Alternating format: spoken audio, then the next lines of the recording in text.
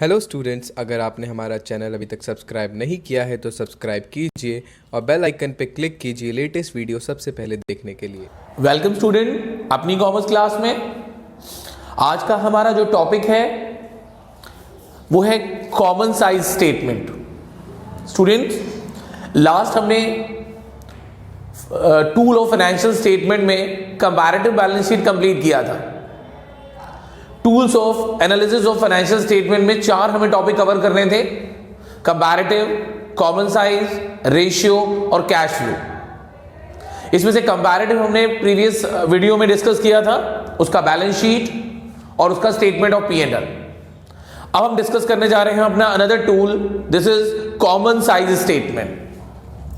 Common size financial statement is a vertical analysis of financial statement in which amounts of individual item of balance sheet or statement of profit and loss are written.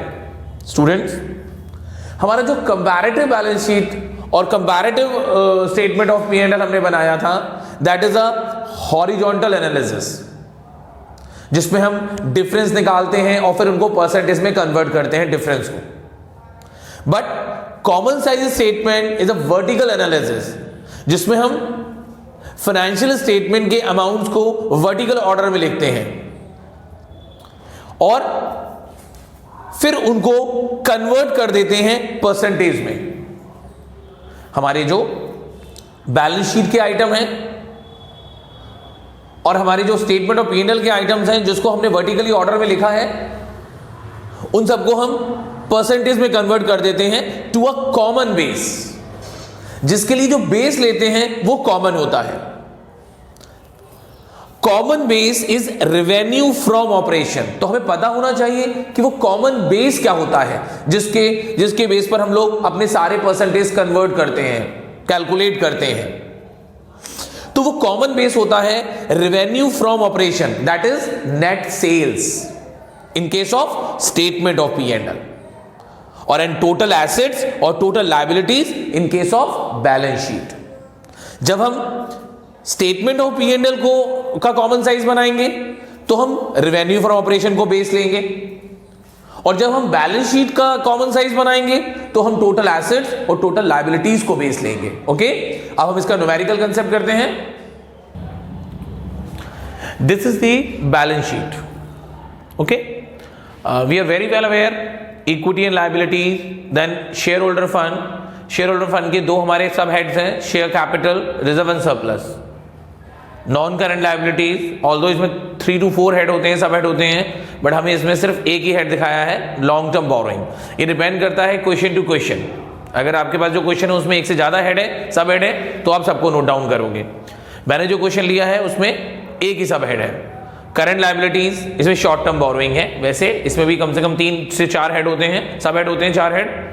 फिर assets, non current assets, fix assets, tangible, intangible, फिर current assets, inventories and cash equivalent. ये हमारी balance sheet जो दी हुई है, बस मैंने थोड़ा डिफरेंस ये किया है कि हमें जो बैलेंस शीट दी होती है वो यहाँ 20 होता है, मतलब करंट ईयर के फिगर्स होती हैं, और यहाँ पर आपको प्रीवियस ईयर की फिगर दी होती है।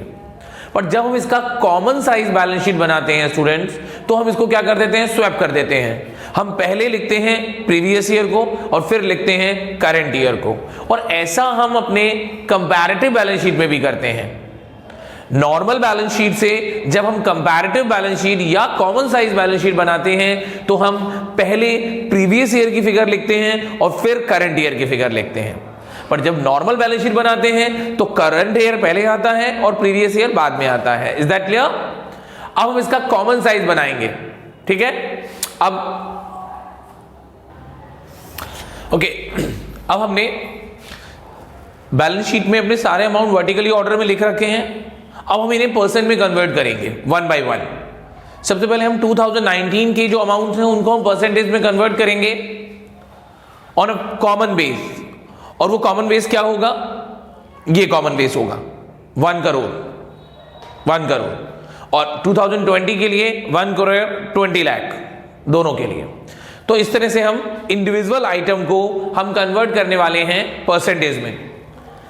तो पहला आइटम जैसे हमारा शेयर कैपिटल है 60 लाख, तो हमने इसका परसेंटेज निकाला 60 लाख इंटू 100 अपॉन हमारा कॉमन बेस है 1 करोड़ रुपीस, तो ये आ गया हमारा 60%। Same way 8 lakh into 100 upon 1 crore, this is 8%। अब इसको ऐसे परसेंटेज फॉर्म में लिखते जाएंगे। फिर 20 lakh into 100 upon 1 crore 20%। Then 12 lakh into 100 upon 1 crore it is 12%। आप देख सकते हैं कि मैंने चारों के लिए, मतलब जो भी हमारे चार इंडिविजुअल आइटम हैं, share capital, reserve and surplus, long term borrowing और शॉर्ट टर्म बोरोइंग, सबके लिए मैंने जो बेस रखा है वो 1 करोड़ रुपया ही है। ओके, अब हम जब यहां के पॉइंट्स निकालेंगे उसके लिए भी हमें यही रखना है। तो ये हमारे पॉइंट्स आएंगे भाई 60 lakh into 100 upon 1 crore, 12 lakh into 100 upon 1 crore 12%, 20 lakh into 100 upon 1 crore it is 20%, and same way 8 lakh into 100 upon 1 crore it is 8%। Get it? तो ये हमारा 2019 का बैलेंस मतलब परसेंटेज कन्वर्ट हो गया। अब 2020 की बात करते हैं। 2020 की जो हमारे आइटम्स हैं दैट इज 80 लाख, 12 लाख, 24 लाख, 4 लाख। अब इसको हम कन्वर्ट करेंगे, कॉमन बेस क्या रखेंगे? अब कॉमन बेस रखेंगे जो इसका टोटल है दैट इज 1 लाख 20 लाख। तो आप देख सकते हैं 80 लाख इंटू 100 अपॉन 1 करोड़ 20 लाख, ये आ गया 66.67, नोट डाउन कर दिए वहां।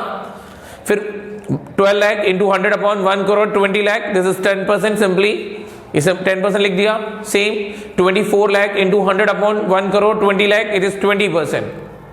फिर 4 lakh into 100 upon 1 crore 20 lakh, this is 3.33%, ये आ गया। तो इस तरह से आप देखें जो हमारे एसेट्स के आइटम्स हैं, हम इसके लिए भी हम क्या रखेंगे? बेस यही रखेंगे 1 करोड़ 20 लाख। ओके, और हमारे और परसेंटेज कैलकुलेट हो जाएंगे। ये हमारा कॉमन साइज बैलेंस शीट तैयार हो गया। अब हमारा जो नया प्रॉब्लम है that is common size statement of P and L. Last हमने किया कॉमन साइज बैलेंस शीट, अब हम कर रहे हैं common size statement of P and L. This is the problem. ये आपको कुछ पॉइंट दे रखे हैं। Revenue from operation that is net sales 10 lakh, 7,50,000, other income, purchases of stock in trade, change in inventories, other expenses और income tax. आप सबसे पहले इसकी मदद से आप एक statement of P and L तैयार करेंगे। वर्टिकली ऑर्डर में अमाउंट को लिखेंगे, उसके बाद फिर आप उन्हें परसेंटेज में कन्वर्ट करेंगे टू अ कॉमन बेस। और कॉमन बेस क्या रहेगा? Statement of P and L के लिए कॉमन बेस रहेगा revenue from operation that is net sale. For 2020 the common base will be 10 lakh, और for 2019 the common base will be 7,50,000। Okay, अब हम इसको ड्रॉ करते हैं, इसका सोल्यूशन देखेंगे। ये हमारा statement of P and L का फॉर्मेट है। बस ध्यान इतना रखना है कि यहां हमें प्रीवियस ईयर को पहले लिखना है और करंट ईयर के फिगर्स को बाद में ऑर्डर में लिखना है। सबसे पहले हम लिखते हैं अपनी net sales that is revenue from operation 7,50,000 और 10 लाख। फिर अदर इनकम हम ऐड करेंगे 75,000 एंड 1 लाख। टोटल हो जाएगी हमारी टोटल रेवेन्यू 2019 की 8,25,000 और 2020 की 11 लाख। हमें जो बेस लेना है वो 2019 के लिए लेना है 7,50,000 और 2020 के लिए लेना है 10 lakh. Not this, total revenue नहीं लेना है, रेवेन्यू लेना है सिर्फ, अदर इनकम को कंसीडर नहीं करना है। फिर क्वेश्चन में जो एक्सपेंसेस दिए हैं, purchases of stock in trade 6 lakh, 7,50,000, change in inventory 10,000 और इसकी चेंज इन इन्वेंट्री माइनस में आ रही है। दैट मीन्स यहां पर क्लोजिंग में हमारे पास ओपनिंग से ज्यादा होंगे, तो ये माइनस की 50,000 है। अदर एक्सपेंसेस 7,500 और 10,000।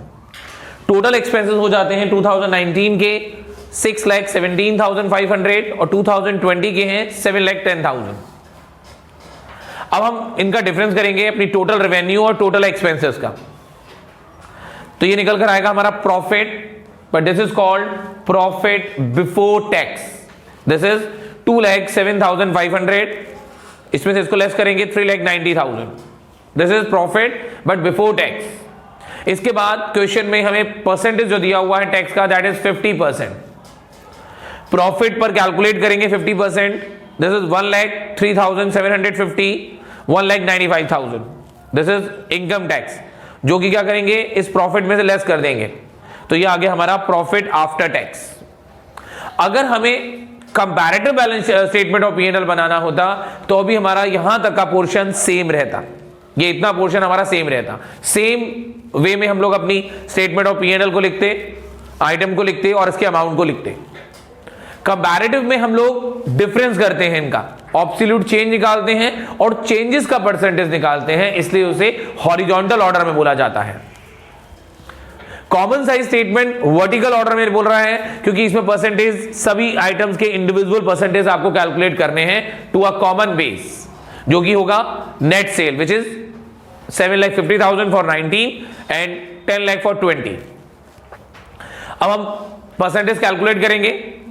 7,50,000 into 100 upon 7,50,000, this is 100%. Then 75,000 into 100 upon 7,50,000, it is 10%. Then 8,25,000 into 100 upon 7,50,000, 110. सबके लिए जो बेस है, जो डिवाइडेशन है, वो 750 का होगा 2019 के लिए। Then 6 lakh into 100 upon 7,50,000, 80%. फिर ये आएगा 1.33% और ये आएगा इसका 1%। Although we can add these three items, then total 82.33 रहेगा, पर अगर आप क्रॉस चेक करना चाहें तो 6,17,500 को अगर हम इस पे परसेंटेज निकालेंगे तो अभी वो 82.33 आएगा। Then 2,07,500 into 100 upon 7,50,000, 1,03,750 into 100 upon 750, ये आ जाएंगे और सेम वो भी वही आइटम है, ये लिख दिया जाएगा। जब हम 2020 पर आएंगे तो हमारे पास सिर्फ बेस बदलेगा, फॉर्मूला सेम ही रहेगा। 10 lakh into 100 upon 10 lakh for the revenue from operation 100, then 1 lakh into 100 upon 10 lakh 10%, same way 11 lakh into 100 upon 10 lakh 110%। इस तरह से हमारे सारे परसेंटेज वर्टिकली ऑर्डर में कैलकुलेट हो जाएंगे to a common base 10 lakh. बस एक ध्यान रखना है कि चेंज इन इन्वेंट्री 2020 में हमारी जो चेंज इन इन्वेंट्री है माइनस में आ रही है, तो उसका जब हम परसेंटेज लिखेंगे तो उसे भी हम माइनस के साइन में ही दिखाएंगे, ब्रैकेट में दिखाएंगे। ठीक है, इस तरह हम एक एक करके सारे परसेंटेज कैलकुलेट कर देंगे और वर्टिकल ऑर्डर में उसे नोट डाउन कर देंगे। ये हमारा common size statement of P and L तैयार हो गया। हमने दो टूल्स कंप्लीट कर लिए, कंपैरेटिव और कॉमन साइज। कंपैरेटिव की बैलेंस शीट और statement of P and L, common size की बैलेंस शीट और statement of P and L. हमारा जो अगला टूल है या अगला चैप्टर है वो है रेशियो एनालिसिस।